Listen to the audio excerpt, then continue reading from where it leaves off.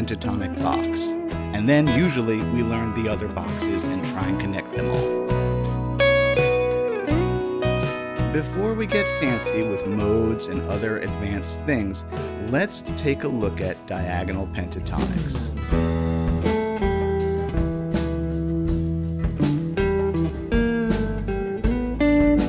Because they connect the boxes in a naturally flowing and musical way. Today we're going to look at minor pentatonic and major pentatonic. There's 2 forms each, so that's 4 total.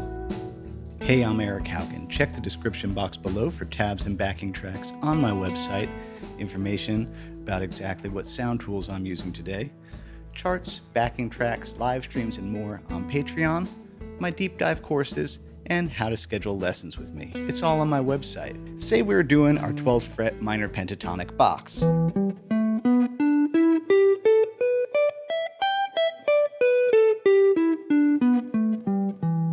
We know that one. It's a great box. It's a great home base. I'm never tired of that scale.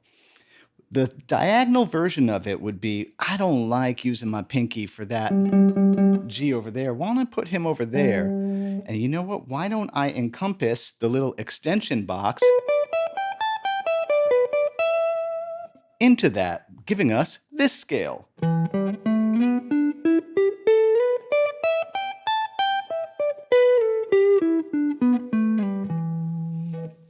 Such a cool, slidey, groovy scale. Let's look at it one more time.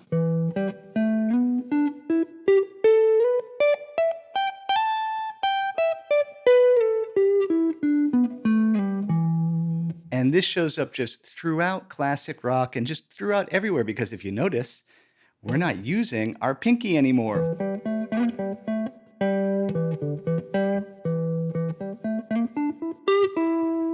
So my homework assignment would be, for this version, we're going to do 4 of them, of course. This is, of course, related to our classic minor pentatonic shape. I could have done it down here 5th fret. Well, just because that Brian Jonestown Massacre thing I played, the tab will be on the tab file, was in E minor pentatonic. So yeah, whereas we maybe would have done our usual blues noodling, just kind of, maybe when you're noodling around for the next week or so, kind of make yourself noodle around in this slidey diagonal version.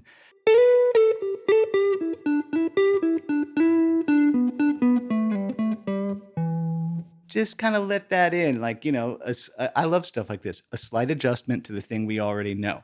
However, that only covers really that distance, the 10th fret to the 17th fret. And yeah, I should point out, it's sort of implying the other boxes,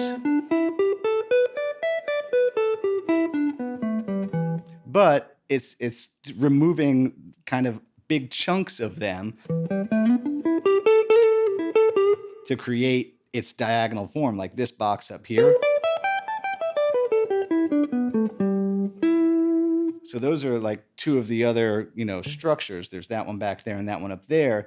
And so these diagonal forms are saying to us, don't worry about, when are you going to play these notes? I'm not gonna, so just don't.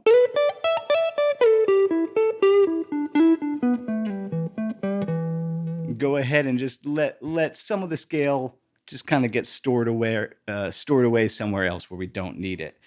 So for now, homework assignment 1, take your regular box, transmogrify it into a diagonal pentatonic, just to kind of, I don't know, just sounds cool, really.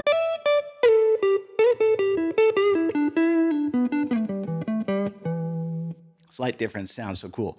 But that doesn't really cover everything, because we need to look at the other version. If we got an E minor chord here, normally the minor pentatonic box that goes with this one are root 5, A string, 5th string.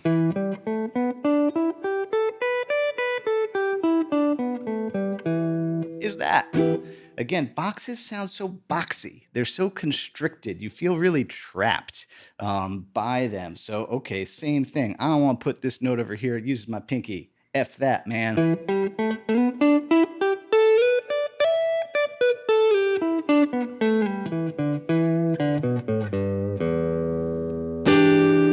Uh-oh, Purple Haze.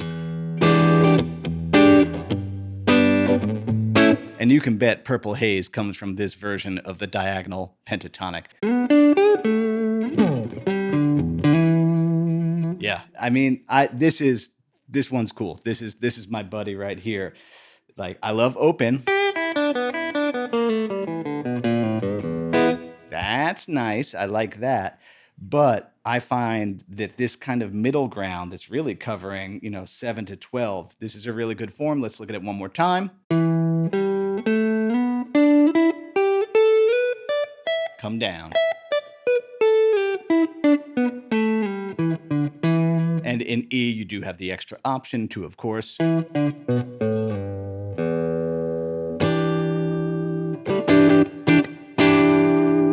let's see, songs that would be fun to play. One of my favorite little Tony Iommi things from Paranoid, the opening of that solo, that song's E minor. Yeah, that song is E minor, so minor pentatonic. What if I did it on cello, though?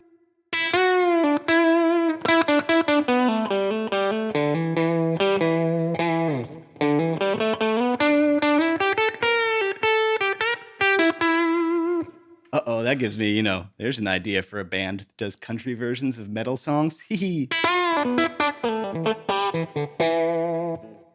Fun, fun, fun. Okay, let me just review one thing about this, that this one is also encompassing multiple versions of your pentatonic boxes. Of course, we have that one. And it's, implying this one.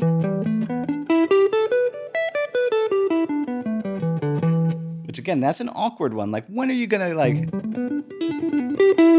actually do like that part of it though. Okay, that part's useful.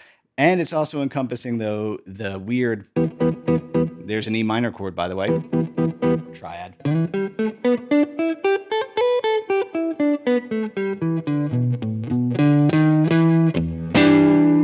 It's encompassing that one, but in this very useful, naturally flowing kind of way.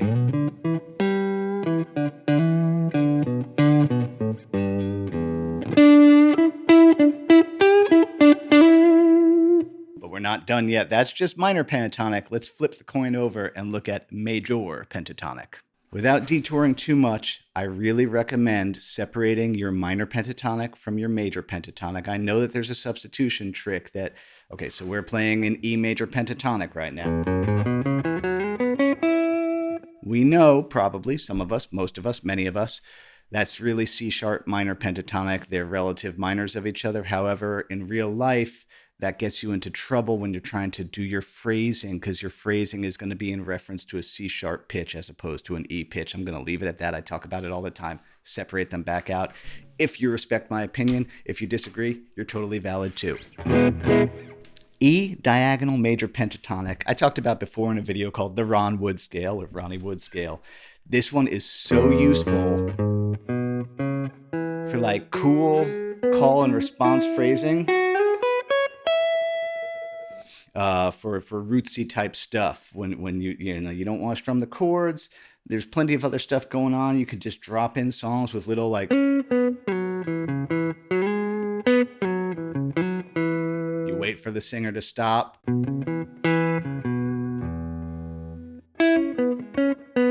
Okay, but let's look at it across the fretboard. If here's an E chord, this is going to be our root 6 version. It's really just 3 octaves of the same thing. That was 1 octave. Here it comes again, and look at how it has slides. Next octave. So cool. That is so useful. And yeah, it's tricky to get down it.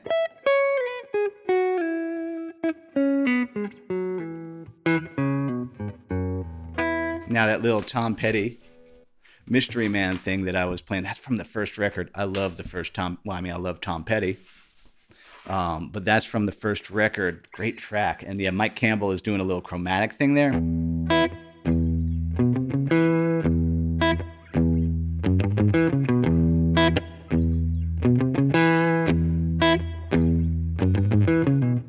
Let's not worry about that arrangement right now. That's not important. Again, it's all included in the tab file. It's all there. But let's look at that structure one more time.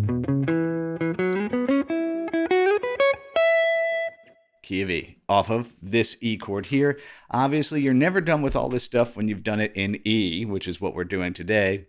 F, G, A, B, C, B flat, E flat. Those are common keys. You can kind of skip A flat or G flat or D flat. Those don't show up as much in standard guitar music. But yeah, you're going to want to play these things over. Okay, well, let's look at F. If we had this F bar chord, here it is.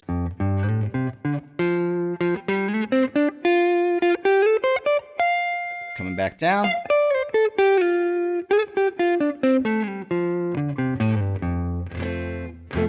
There it is for that chord. So that, forevermore, when you have this bar chord, you have that there. That was on G. Huge. That's so huge because, you know, we play this bar chord all the time. And major pentatonics always work for major chords. Don't even have to think about it much more than that. Just cool. Oh, the song's hanging on this for a minute. It's going to sound good. It's going to sound good. That was root 6.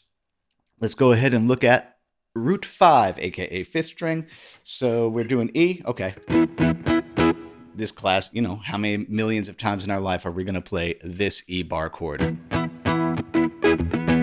Now this one, you've seen this before. There's that shape again, that major pentatonic.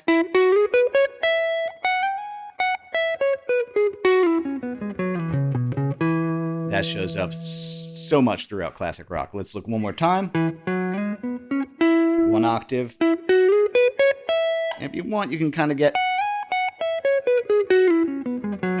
go past the root. Notice I always start scales on the root and come back to the root because that's, you know, our ear hears the scale in reference to that. It goes, okay, yeah. When you start there, the ear knows that you're in E. If I started the scale on the B, my brain is already going to go,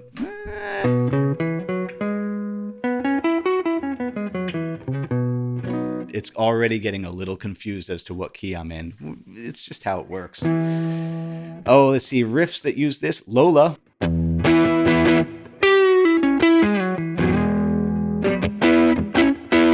What's another notier one? Let's see. Can I play Octopus's Garden today? I don't know.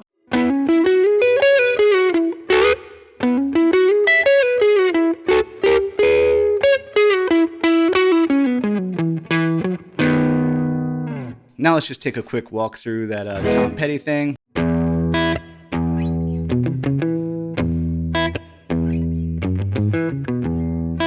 Then I jump it up the octave.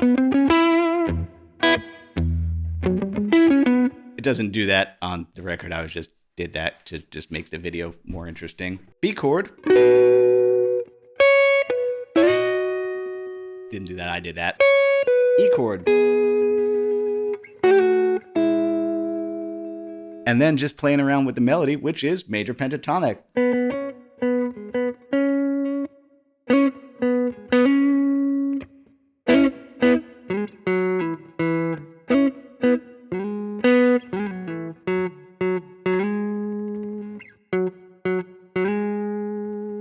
Another reason to learn major pentatonic as well as minor pentatonic. The melodies and the phrasing. So many songs are pentatonic melodically. And then let's see.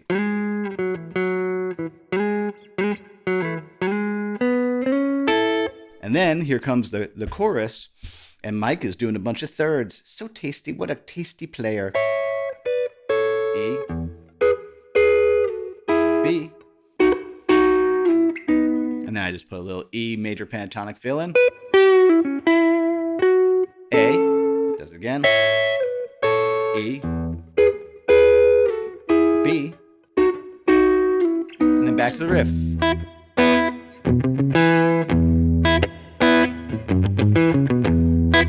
Yes. Yeah. Oh, Mike Campbell. Oh, eternally one of my favorites. I'm sure that's no surprise to you.